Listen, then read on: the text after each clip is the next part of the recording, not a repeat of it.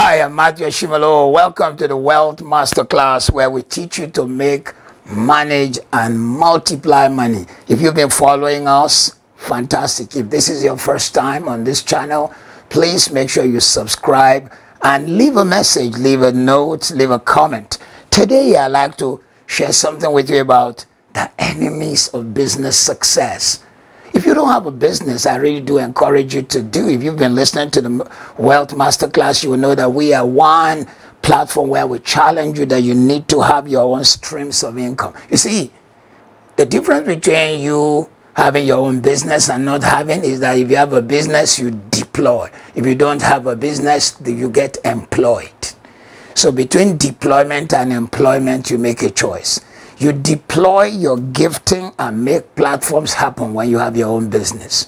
You get to be employed when you don't have your own business. But what makes businesses to fail? Why are businesses having challenges? The biggest of all the enemies of business is, number one, continuing to judge yourself by the success of last year. And you see, if your business is not scaling, then there is a challenge. You've got to understand that if you use last year's success to judge this year's opportunities and success, then you've missed it. Really, success should be such that it continues to rise.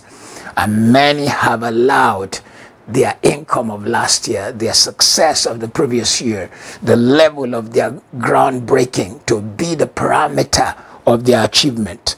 You've got to overcome this enemy, and you've got to learn to move forward. Because you see, if you're using last year's success and you stay on the same spot, suppose one or two of your major customers cancel, then you find yourself, in fact, regressing below last year. Number two enemy of success is building business on a great sale or campaign and not on philosophy.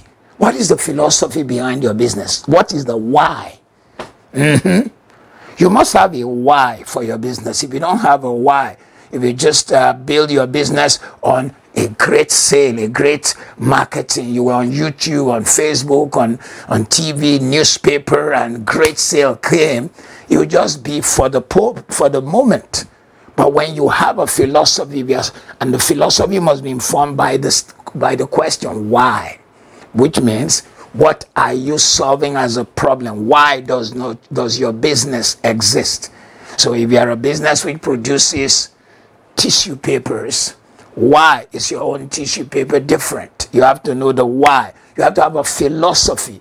A business without a philosophy is likely to be out of business, disappear totally, because it had no philosophy, it had no purpose of existence, and it did not stick to that purpose of existence.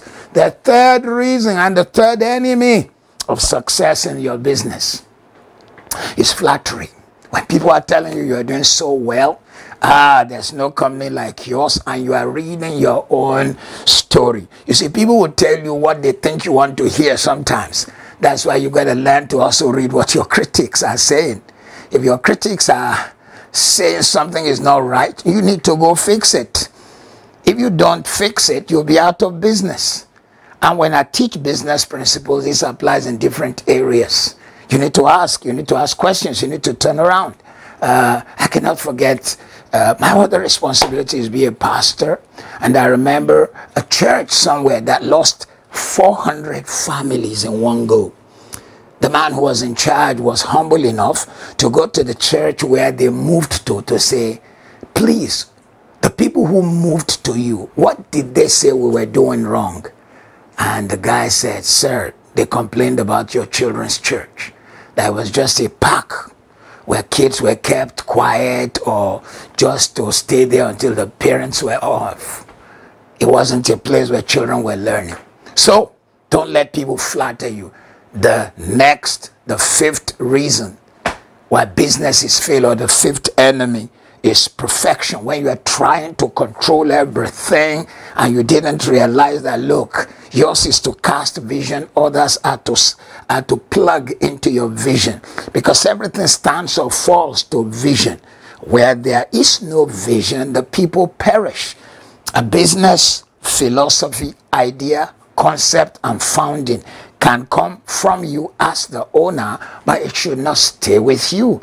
You should have to be able to pass the vision to others. Don't be the one who wants to perfect everything. You need to let others get to be part of it. Number 6 is not upgrading your philosophy. Remember we talked about that earlier? You need to have a reason, the why for your business. But as the business begins to expand, you need to upgrade your reason. Let us take people who've created great businesses. They found that they had a primary philosophy.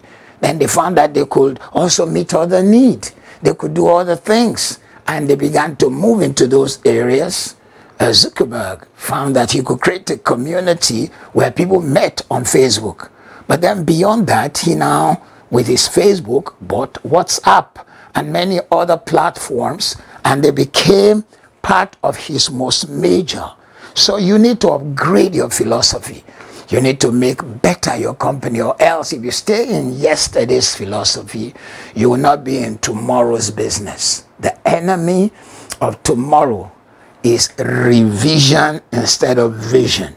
You need to realize staying in yesterday's philosophy can keep you from moving forward and doing good business. The next enemy of your business is comparison.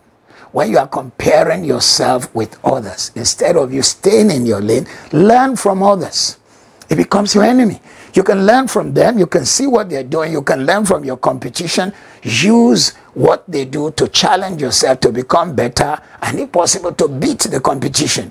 But if you are too busy comparing yourself with others, you might not be able to run properly in your lane, because your eye is not on your goal. Your eye is on the people you are comparing yourself with. The next enemy of your success in business is compromising your non-negotiables for short-term gains. Compromising your non-negotiables for short-term gains. If you live in a nation where bribery and corruption is rife, you need to have some non-negotiables where you say, this company wants to not just do business, it wants to be ethically right, wants to make a difference. We will not give bribe. We will run our business with this kind of ethics, no matter what the pressure comes. When you now begin to compromise those principles, you are doomed for failure, because you are moving away from your non-negotiables. There are other non-negotiables, like the philosophy of the time people get to work, the work ethic, the synergy of your staff, the sense of family of your staff. Once that is compromised, quality will be compromised, capacity will be compromised, and things will go down. Other enemies include speaking the same language to everyone, whereas you need to realize the person who buys $50 worth of product from you and the one who is doing a $200,000 business with you, you need to speak different languages to both. Same product, but they bring different values to you. So you should give them different incentives, different opportunities, different language.